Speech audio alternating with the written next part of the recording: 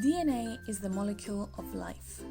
It is a set of instructions like a recipe that makes us us.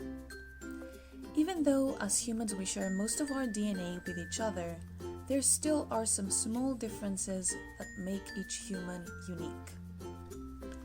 If DNA is like a recipe, then a gene is one line of instructions.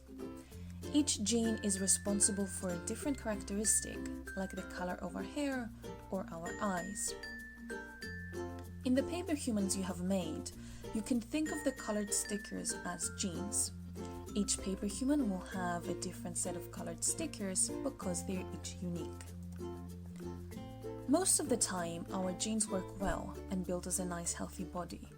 But when there are one or more problematic genes, a person may fall sick. The kind of sickness and when it develops can vary depending on which genes have gone wrong.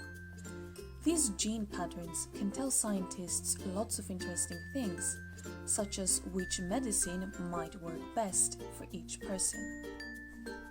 In our activity, the humans with mostly blue stickers will respond well to blue medicine, while humans with yellow stickers will respond well to yellow medicine.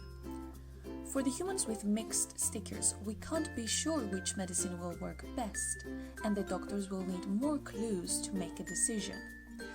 This process of splitting people into different treatment groups is called stratified medicine. But to really understand what is best for the person who is sick, scientists must look not just at genes, but at other things, like what the person eats and what activities they like to do.